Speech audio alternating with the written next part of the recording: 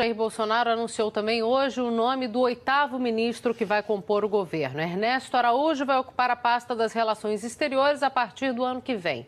Ministério que, entre outras tarefas, vai ter que lidar justamente com essa questão aí dos mais médicos de Cuba. Assunto para Isabela Leite. Boa noite, Isa, para você. Bolsonaro já tinha dito que ia escolher alguém aí de carreira do Itamaraty e foi justamente o que ele fez.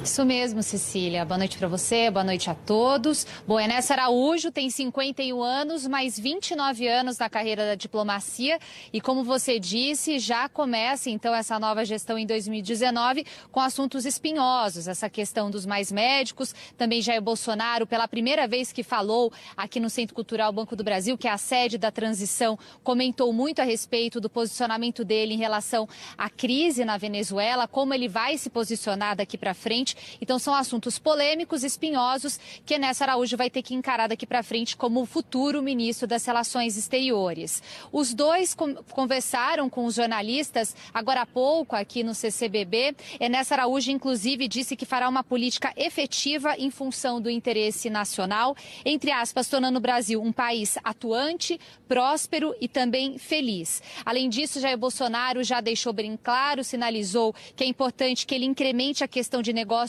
no mundo sem um viés ideológico. Como a Cecília também bem disse, esse é o 8º ministro que foi anunciado pelo presidente eleito Jair Bolsonaro, mas claro, ainda faltam diversas pastas importantes, como o Ministério da Saúde, Ministério da Educação, e uma outra informação também que foi confirmada por Onyx Lorenzoni, que é o ministro extraordinário, futuro ministro-chefe da Casa Civil, que comanda todo esse trabalho de transição aqui em Brasília, é que Jair Bolsonaro já bateu o martelo sobre a criação de um novo ministério, o Ministério da Cidadania.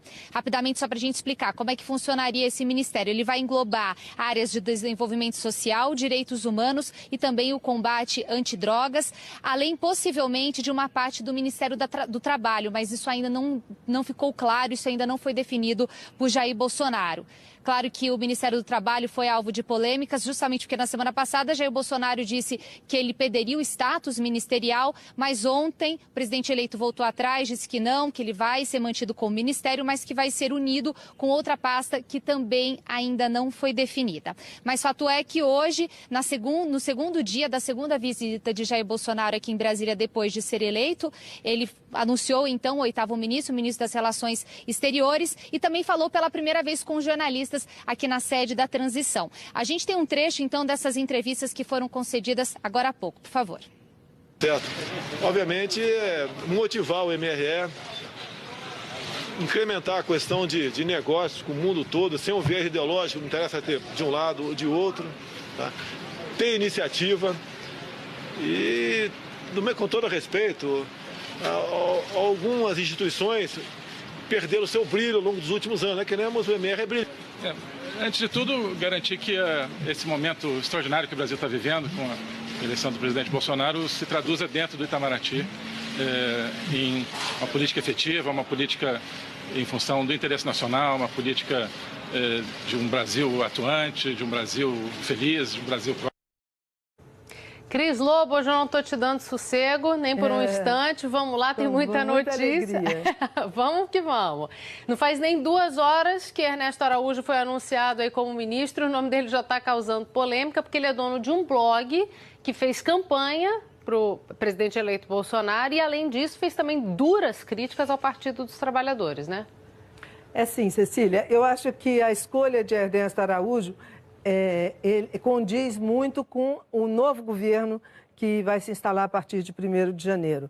Ele, nesse blog que você se refere, Meta 17, já tem até o número do partido do Bolsonaro, ele é muito claro contra a política externa atual e contra a globalização. Então, a gente vai experimentar uma política externa completamente diferente e a própria postura do ministro que a gente acabou de ver e os textos que ele divulga nesse blog e nas suas redes sociais também, Twitter e tal, são bastante contundentes, muito diferente dos chamados punhos de renda que a gente acostumou a ouvir no Itamaraty. Então, provavelmente, ele sofrerá muita crítica dos mais antigos do Itamaraty. Ele é um jovem ministro, não é o mais novo da história, Graça Aranha foi mais novo que ele, Rezec, Mário Gibson Barbosa.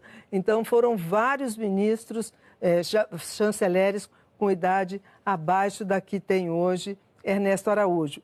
Então, mas ele tem uma contundência que nenhum desses teve na diplomacia. Então, eu acho que vai ser surpreendente e, para constar, ele conversou com a família Bolsonaro algumas vezes, com o presidente eleito ontem e hoje. E hoje, ao meio-dia, quando o presidente Bolsonaro recebeu um telefonema do secretário-geral da ONU, Antônio Guterres, ele já estava na sala e ao lado direito, do lado direito do presidente eleito. Então, já assumindo a postura de ministro chanceler. Para quem não sabe, é um dos ministérios mais antigos. O mais antigo é o da Justiça, que fica à esquerda, e o das Relações Exteriores fica do outro lado.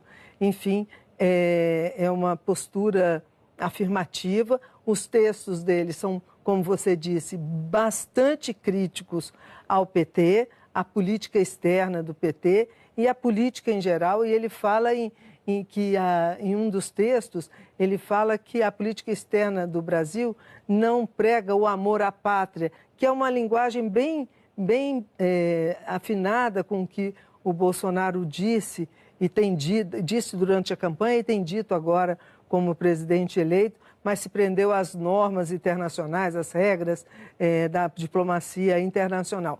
Enfim, nós vamos ver uma diplomacia completamente diferente e ver o que vai restar disso. Agora, sem dúvida alguma, o presidente já precisava ter um chanceler ao seu lado diante de tantos conflitos que tem gerado declarações dele próprio e até de ministros do governo, como Onyx Lorenzoni, que sem mais nem menos deu uma pataquada muito forte e acabou gerando um problema com a Noruega, que é um país que faz doações importantes de recursos para a preservação do meio ambiente no Brasil, das florestas.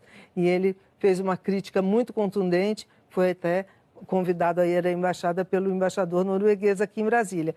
Então, isso ele pode ajeitar um pouco mais esse ambiente de declarações contundentes do governo, presidente e seus assessores mais próximos. Cris, eu vou te dar um até logo por enquanto, que pode ser que você volte com a gente ainda nessa edição. Vamos acompanhar aqui. Qualquer coisa, nos encontramos já já. Obrigada por enquanto, viu?